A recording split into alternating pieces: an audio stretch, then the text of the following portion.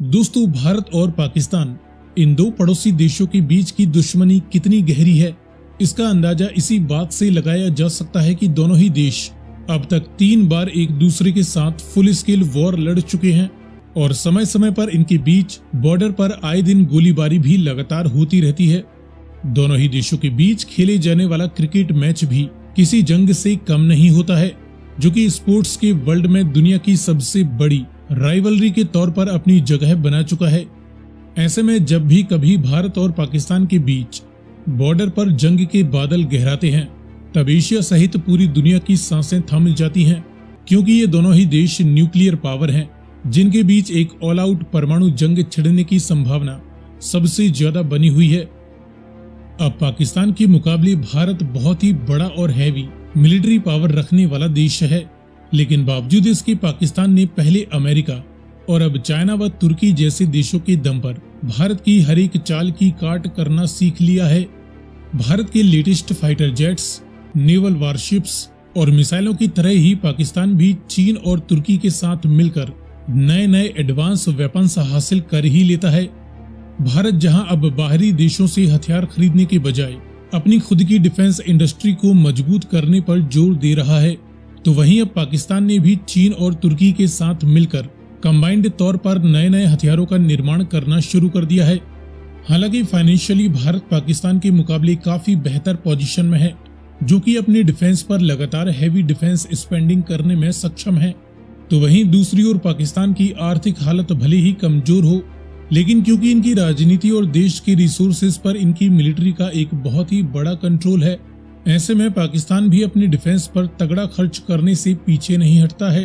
और फिर भारत का सबसे बड़ा राइवल देश पीपल्स रिपब्लिक ऑफ चाइना तो वैसे भी भारत के खिलाफ पाकिस्तान के रूप में भारत का एक बड़ा राइवल तैयार करने पर तुला ही हुआ है, क्योंकि पाकिस्तान के जरिए चीन अरेबियन सी तक अपनी पहुंच बनाना चाहता है और वह पाकिस्तान को भारत के सामने इतना कमजोर नहीं पड़ने देगा कि पाकिस्तान में चल रहे उसके सीपैक प्रोजेक्ट्स के तहत किए जाने वाले हैवी इन्वेस्टमेंट्स खतरे में पड़ जाएं।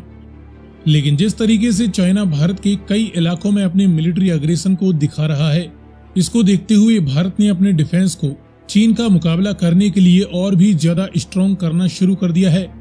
तो वहीं उसी प्रकार जिस तरीके से भारत पाकिस्तान से पीओके को वापस लेने की बार बार रट लगा रहा है, इसको देखते हुए पाकिस्तान ने भी अपनी मिलिट्री को भारत के खिलाफ एक काउंटर अटैक करने के काबिल बनाने पर जोर दे रखा है। यही वजह है कि इन दोनों ही देशों की मिलिट्रीज साल दर साल दुनिया की सबसे ताकतवर देशों की रैंकिंग में हमेशा टॉप 10 मोस्ट पावरफुल कंट्रीज की रैंकिंग में बनी हुई है।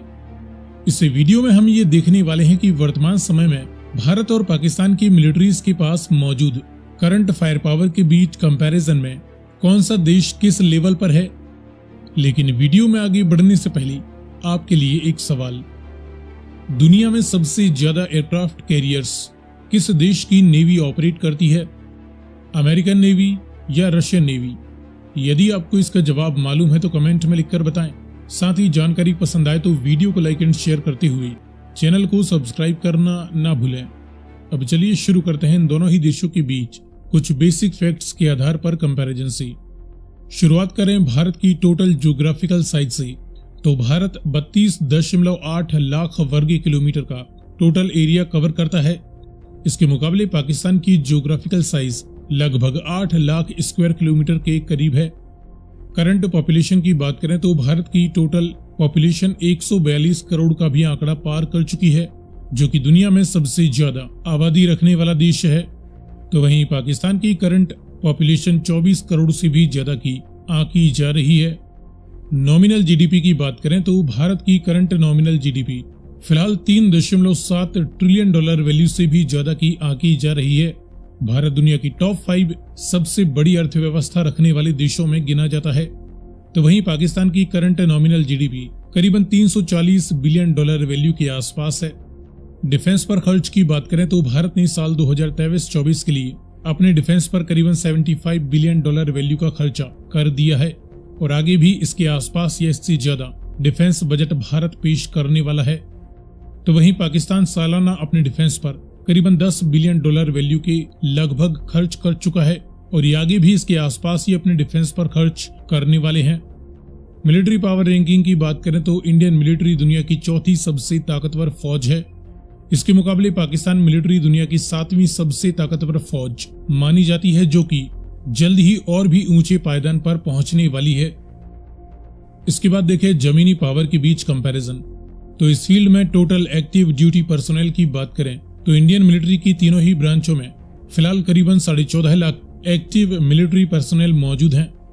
इसके मुकाबले पाकिस्तान मिलिट्री की तीनों ही ब्रांचों में 6.5 लाख के करीब एक्टिव ड्यूटी सोल्जर्स बताए जाते हैं। दोनों ही देशों के पास रिजर्व पर्सोनेल की संख्या भी लाखों में है।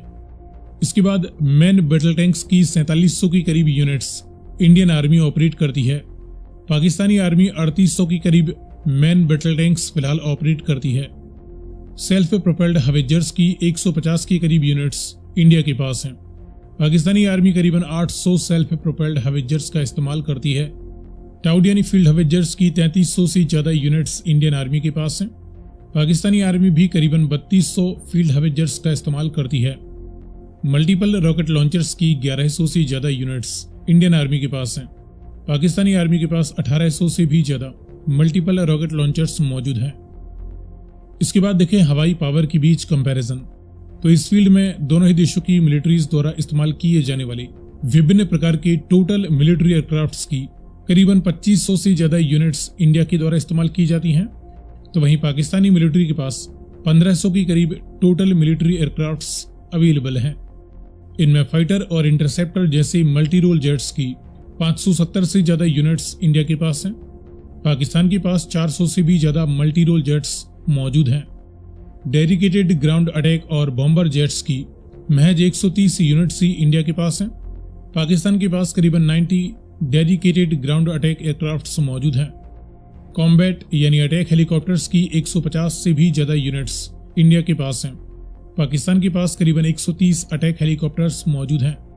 मास डिस्ट्रक्शन के न्यूक्लियर वारहेड्स की 164 के करीब यूनिट्स इंडिया के पास बताई जाती हैं। पाकिस्तान के पास करीबन 170 न्यूक्लियर वारहेड्स मौजूद होने की संभावना है।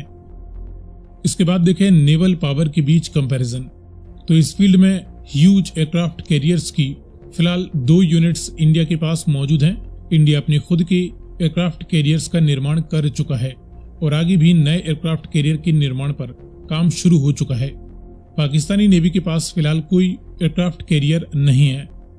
हेलीकॉप्टर कैरियर्स की कोई यूनिट दोनों ही देशों की नेवीज के पास नहीं है।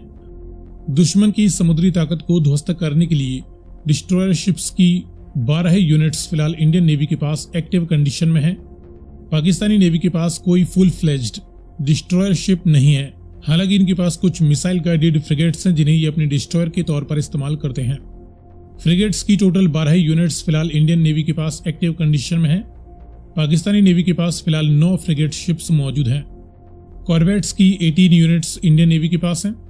पाकिस्तानी नेवी के पास 7 कॉर्वेट्स हैं। समंदर के गुप्त हथियारों में सबमरीन्स की 18 यूनिट्स फिलहाल इंडियन नेवी के पास एक्टिव कंडीशन में है। पाकिस्तानी नेवी के पास 10 सबमरीन्स मौजूद हैं। इसमें काफी कुछ लाइट सबमरीन्स हैं तो वहीं कुछ पुरानी फ्रेंच सबमरीन्स भी पाकिस्तानी नेवी के पास हैं। सो फ्रेंड्स, ये रहा इंडिया और पाकिस्तान के बीच इनकी मिलिट्री के पास मौजूद करंट इक्विपमेंट्स फायर पावर के आधार पर एक क्विक कंपैरिजन। आगे आप किस टॉपिक पर जानकारी देखना चाहते हैं अपनी रिक्वेस्ट कमेंट में कर सकते हैं।